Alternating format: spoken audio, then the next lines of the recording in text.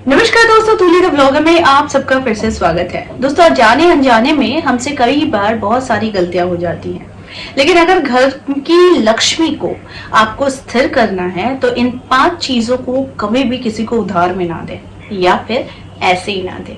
वो 5 चीजें बहुत ज्यादा इंपॉर्टेंट होती है हमारे जीवन में, हमारे किचन में भी और हमारे जीवन में भी। तो इन 5 चीजों को आप अपने से कभी अलग ना करें।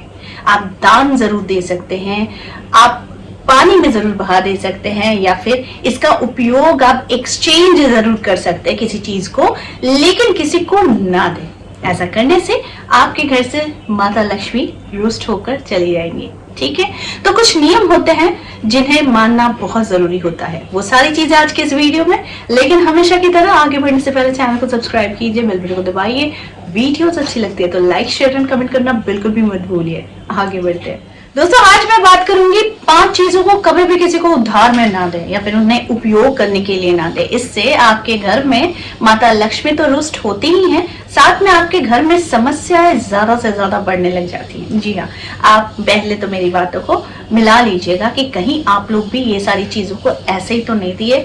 अगर दे दिए हैं तो देखेंगे कि आपके हस्बैंड वाइफ के रिश्ते या फिर घर में किसी ना किसी तरीके से पारिवारिक माहौल जो होता है वो खराब होता है और पैसा पानी की तरह बहना लगता है। तो आज मैं सबसे पहली चीज जो आप लोगों को बताऊंगी वो है, जिसे आपको कभी किसी को नहीं देना चाहिए, वो है झाड़ू। जी हाँ, घर की पुरानी झाड़ू जो होती है इसे आप किसी को भी ना दें। अब आप किसी को जब दे रहे हैं तो उसे उपयोग करने के लिए ना दें। आप उसे या तो कहीं डस्टबिन में या फिर आप ऐसी जगह पर उसे दे दे या फिर फेंक दे जहां से कोई ये आपकी झाड़ू के हिसाब से उसे उपयोग में नहीं करेगा।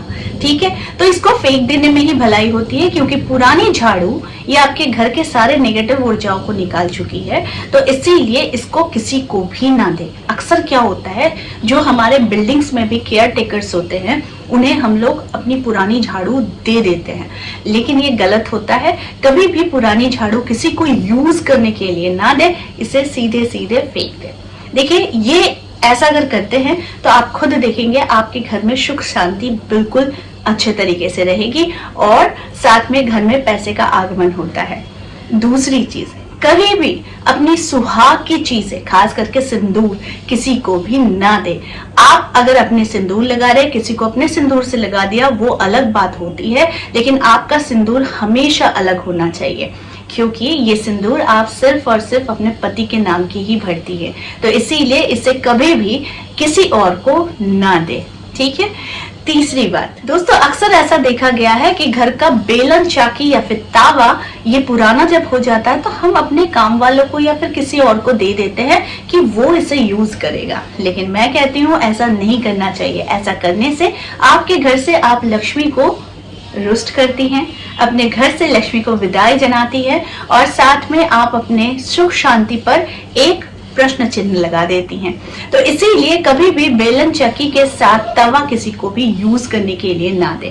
आप भले शॉप में जाकर इसे एक्सचेंज कर सकती हैं, लेकिन आप इसे किसी को भी, खास तौर पर उधार के तौर पर भी, कि आपने किसी को दिया, वो यूज कर लेगा, उसके बाद आपको रिटर्न करेगा, तो ऐसा बिल्कुल नहीं करना चाहिए। चौथी सबसे बात ज्यादा जो इम्पोर्टेंट होती है, शाम को सूर्यास्त के बाद कभी भी किसी भी तरीके का दूध, दही, चावल, सफेद रंग की चीजें किसी को भी उधार में नहीं देनी चाहिए। वो भले कितने भी परेशानी में क्यों ना हो, लेकिन उसे नहीं देनी चाहिए। ऐसा अगर आप करते हैं, यानी कि आप अगर दे देते हैं, तो भी आपके घर से लक्ष्मी रुष्ट हो जाती है, नाराज हो जाती है। तो इसीलिए कभी भी इन चीजों को ना दिया कीजिए।